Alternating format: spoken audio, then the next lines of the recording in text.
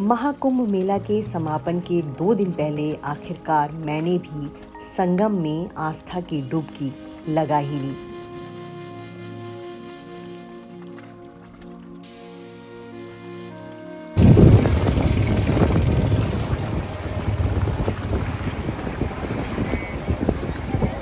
महाशिवरात्रि के स्नान के साथ ही करीब 45 दिनों से चल रहे महाकुंभ का समापन हो गया।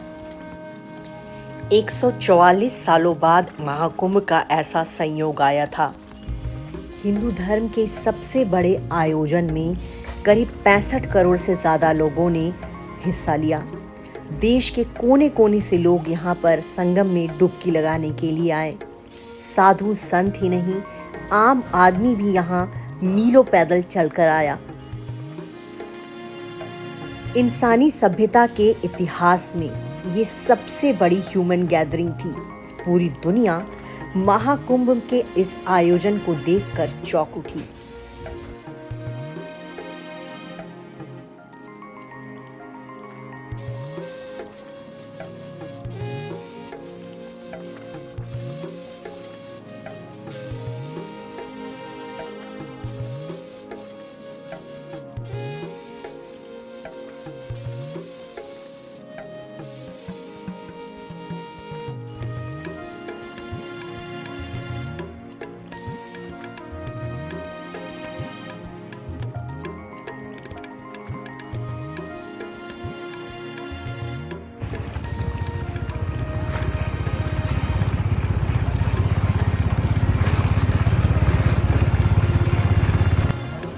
फाइनली मैं पावन धरती प्रयागराज पहुंच गई। वैसे मेरा घर भी यही है, लेकिन मुहूर्त नहीं बन पा रहा था। फाइनली अब गंगा मैया ने मुझे बुलाया।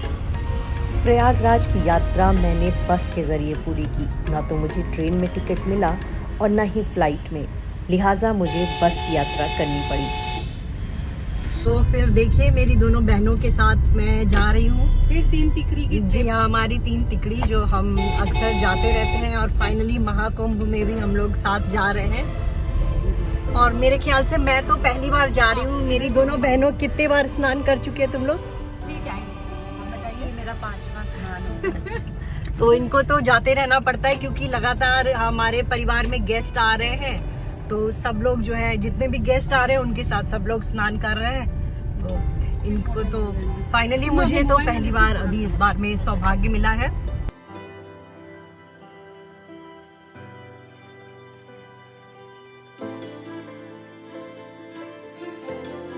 कार से हम सरस्वती घाट रवाना हुए, क्योंकि वहां पर बहुत ज्यादा भीड़ नहीं थी। तो अब हम यमुना नदी की तरफ बढ़ रहे हैं। ये बिल्कुल शहर के अंदर का इलाका है जहाँ से हम जा रहे हैं। और बलुआ घाट होते हुए ये यमुना नदी सामने है। ये घाट आप देख सकते हैं। और इसी में होते हुए हम सरस्वती घाट की तरफ जाएंगे। अरैल घाट है जहाँ से आपको बोट मिल जाती है, और फिर आप बोट के जरिए जो है संगम तक जाते हैं। और ये पूरी यमुना है। यमुना में आप कम ही लोग स्नान करते हैं, लेकिन हाँ, यमुना में पानी काफ़ी ज़्यादा है और काफ़ी साफ सुथरी यमुना दिख रही है। घाट पर उतरते ही हमें एक बाबा मिले, जिनके साथ हमने कुछ बातें की।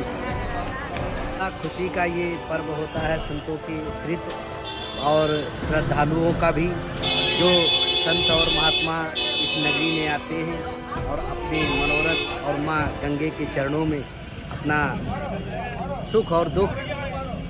आप कहाँ से आ रहे हो? हम लोग हरिद्वार से। कैसा लग रहा है प्रयागराज? आनंद, परमानंद। कितने दिन से हो आप मेला में? हम लोग जब से अमृत कलश रखा गया तब से ही कल्पवास हम लोग यहीं स्थान ग्रहण है, और अब शिवरात्रि तक हैं, फिर हम लोग प्रस्थान कर जाएंगे।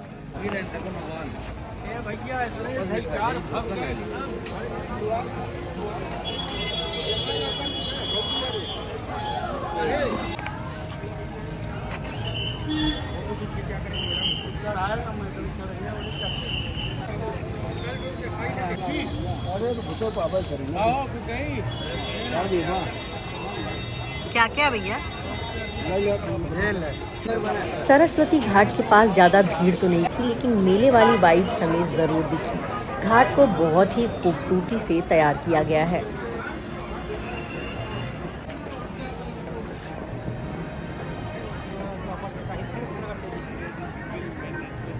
महाशिवरात्रि का त्यौहार आने वाला है और इसकी वजह से अभी से प्रयागराज में जो है लोगों का सैलाब जुट गया है और यमुना नदी से लोग बोट लेकर जा रहे हैं। ये सरस्वती घाट है जहाँ से लोग बोट ले रहे हैं और संगम तक जाते हैं, वहाँ स्नान करके लोग फिर यहाँ वापस लौटते हैं। और स्नान के लिए मैं जा रही हूँ, यहाँ से हम बोट लेंगे और फिर संगम नोज तक जाएंगे।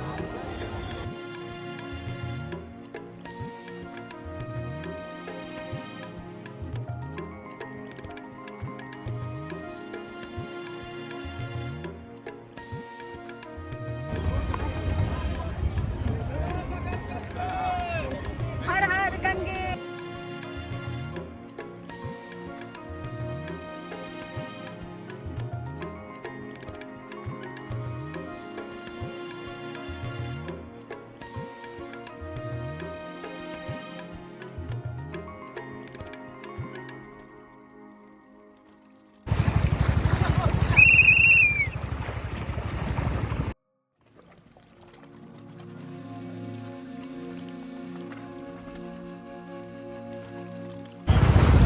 तो यहाँ पे गंगा और यमुना का संगम है, देख सकते हैं। एक तरफ हरा पानी, दूसरी तरफ भूरा पानी। ये देखिए गंगा और यमुना का संगम। अब हम आ गए गंगा जी में। तो अब हम जा रहे हैं स्नान करने के लिए। फाइनली हम आ गए हैं संगम नोज।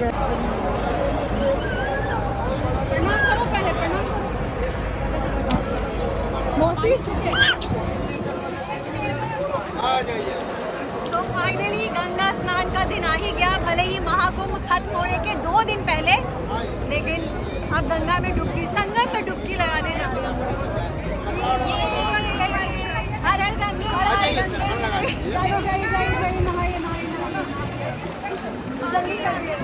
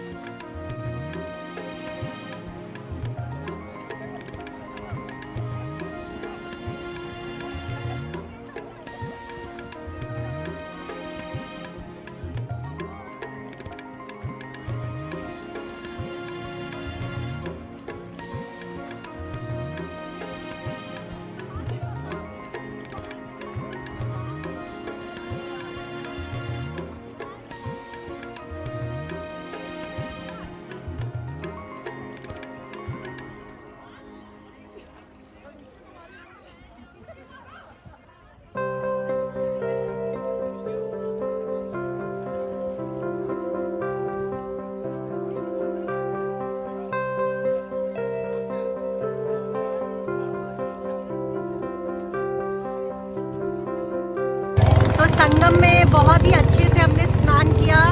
ऐसी जगह स्नान किया जहाँ पानी था बढ़िया साफ सुथरा और बहुत अच्छा लग रहा है, बहुत मज़ा आ रहा है। आप जब संगम में नहा लेते ना, आपकी सारी थकान दूर हो जाती है। गंगा के पानी में कोई तो शक्ति है। आप कितने भी थके हो, लेकिन जैसे ही आप गंगा में स्नान करते हैं, आपका बाहर निकलने का मन नहीं करता। हमने भी यहाँ काफ़ी डुबकी लगाई और वाकई में महसूस किया कि इसमें कोई न कोई अलौकिक ताकत है।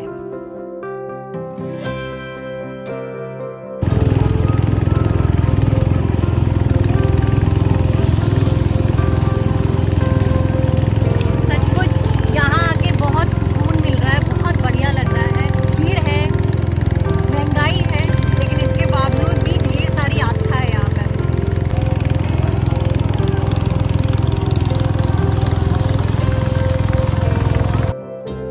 कुंभ में आस्था की डुबकी लगाने दुनिया भर के लोग ही नहीं पहुंचे, बल्कि यहाँ ढेर सारे साइबेरियन पंछी भी आए। इन पंछियों की वजह से संगम की रौनक और बढ़ गई। संगम में आस्था भरी डुबकी और उसके बाद बोट पर बैठकर इन पंछियों को देखना अपने आप में एक अलग अनुभव रहा।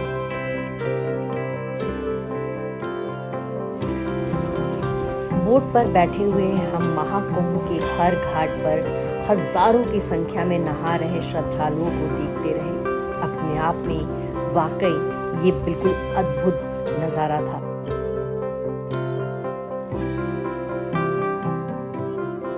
सामने आप देख सकते हैं अकबर का किला, और यहाँ पे अभी आर्मी का नियंत्रण है, इस पर आर्मी इसमें रहती है। लेकिन यहाँ पर एक अक्षय वट है जिसको घूमने लोग आते हैं। यहाँ पे कई सारे घाट भी हैं, लेकिन इन घाटों का ऐसा कोई इस्तेमाल नहीं होता। लेकिन हाँ, यमुना किनारे एक किला बढ़िया दिखता है।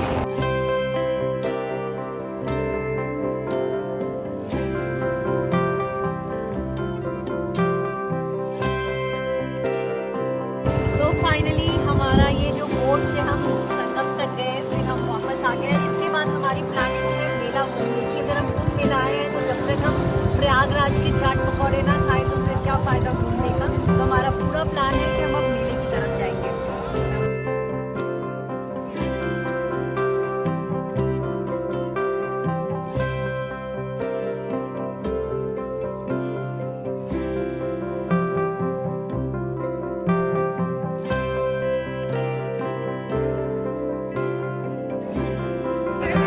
तो फाइनली हमारा जो महाकुंभ में भी हमने टीका लगवा लिया। आमतौर पे जब हम किसी भी रिलीजियस प्लेस पे जाते हैं तो हम टीका लगवाते हैं, और यहाँ भी हमने ये परंपरा बरकरार रखी है।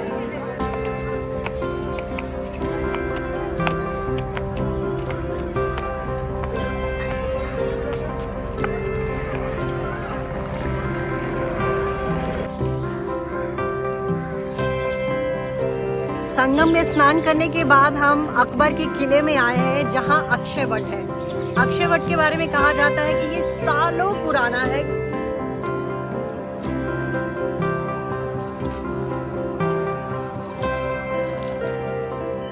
तो यहाँ अक्षय वट भी है, और यहाँ पर है पातालपुरी, हम दोनों देखेंगे।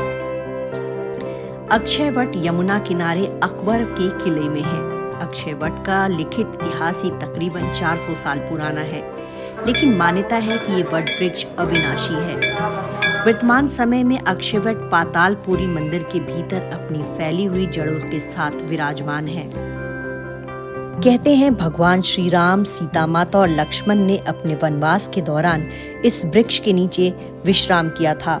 श्री राम ने यहाँ शूल टंकेश्वर महादेव का जलाभिषेक किया था, जिसके जल की धारा अक्षय वट की जड़ों तक पहुंचती है और संगम में विलीन हो जाती है। मानता है कि अदृश्य सरस्वती नदी भी अक्षय वट के नीचे बहती है। कहते हैं जहांगीर ने अक्षय वट को कटवा दिया था। उसने उस जगह को लोहे की मोटी चादर से ढकवा दिया ताकि दोबारा वृक्ष बाहर ना निकले, लेकिन फिर भी इसकी कोपलें पनप गईं। जहांगीर तो इसके मूल में गर्म तवा रखवाकर और जड़ों में आग लगवाकर नष्ट कर देना चाहता था, लेकिन वट वृक्ष राख से भी निकल आया। कहा जाता है कि अक्षय वट का तब से है दुनिया में जब से सृष्टि का निर्माण हुआ। अक्षय वट के नीचे है पातालपुरी मंदिर। इसके अंदर धर्मराज, अन्नपूर्णा, विष्णु भगवान, लक्ष्मी जी, गणेश, गौरी, शंकर, महादेव समेत कई सारे देवताओं की मूर्ति स्थापित है। यहाँ पर गंगा, जमुना, सरस्वती की मूर्ति भी स्थापित है। आप अपने आप में ये मंदिर बिल्कुल अनोखा है। इस मंदिर में लोग अपने माता पिता के नाम से चढ़ावा चढ़ाते हैं, और ऐसा करने से उनको काफ़ी पुण्य मिलता है। महाकुंभ में स्नान करने के बाद ज़्यादातर श्रद्धालु अक्षय वट और पातालपुरी मंदिर के दर्शन को ज़रूर आते हैं।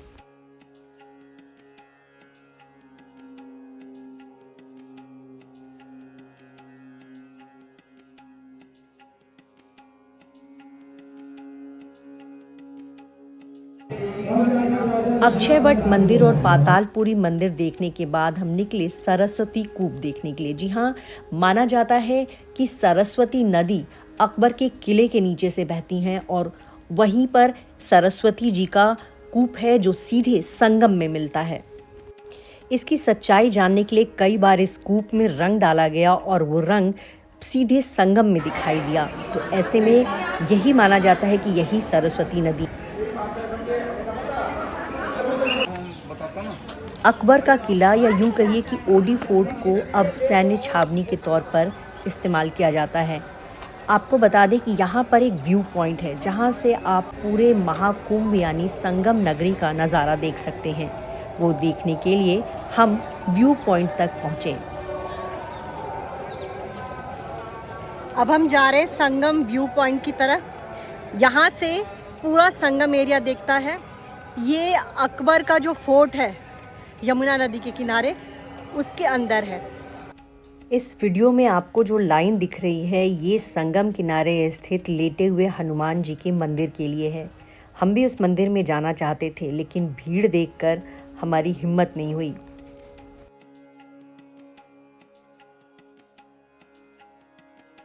यहाँ से पूरा मेला क्षेत्र दिख रहा है और ये जो जहाँ मैं खड़ी हूँ ये अकबर फोर्ट का जो व्यू पॉइंट है ये है। यहाँ से आपको पूरा मेला दिखता है और अभी भी काफ़ी मेला लगा हुआ है। लोग कह रहे थे कि माघी पूर्णिमा के बाद जो है मेला ख़त्म हो गया, लेकिन अभी भी देखिए जहाँ तक आपकी नज़र जाएगी टेंट ही टेंट है और सामने यमुना में आप बोट चलते हुए देख सकते हैं। काफ़ी देर तक हम फोर्ट के व्यू पॉइंट पे रहें और वहाँ हमने बहुत ही सुकून भरा टाइम बिताया। आपको बता दें कि यहाँ पर कभी डॉक्टर राजेंद्र प्रसाद भी आए थे और उन्होंने यहाँ 1 महीने तक कल्पवास किया था।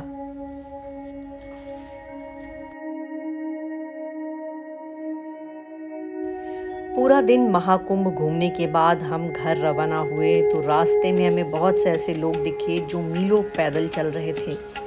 लोग वहाँ पर अपने हाथों में सामान और बच्चा उठाए 10-10 किलोमीटर तक पैदल चलते हुए दिखाई दिए। कुछ लोग मोटरसाइकिल और ठेले पर भी बैठे नजर आए।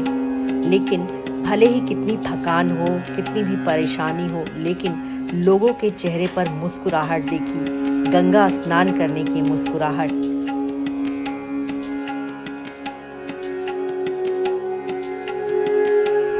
महाकुंभ में डुबकी लगाने की मुस्कुराहट। हर कोई यहाँ खुद को धन्य महसूस कर रहा था। महाशिवरात्रि की एक दिन पहले से ही संगम क्षेत्र में भारी भीड़ जुटने लगी थी। एक तरफ से लोग संगम के इलाके से जा रहे थे तो दूसरी तरफ भारी संख्या में लोग संगम में आते दिखाई दिए। पुलिस प्रशासन ने यहाँ पर यातायात व्यवस्था बहुत ही सही रखी थी और यहाँ चप्पे चप्पे पर पुलिस वाले नजर आ रहे थे जिससे कोई ऐसी दुखद घटना ना हो सके। 45 दिनों का ये महाकुंभ बेहद ऐतिहासिक रहा। इतनी भारी संख्या में कभी भी लोग नहीं जुटे। हर कोई इस बार महाकुंभ में आना चाह रहा था क्योंकि ये 144 सालों में आने वाला महाकुंभ था। दूर दूर से लोग यहाँ आए। राजस्थान, गुजरात, केरल, तमिलनाडु, हर राज्य के लोग यहाँ पर दिखाई दिए। वहीं महाकुंभ की तैयारी के लिए प्रयागराज शहर को बहुत ही बढ़िया तरीके से सजाया गया। पूरे शहर में कई तरह के कंस्ट्रक्शंस हुए। साथ ही ये पौराणिक शहर रोशनी से जगमगाता नजर आया। आपको हमारा ये वीडियो पसंद आया हो तो हमारे चैनल को ज़रूर सब्सक्राइब कीजिएगा।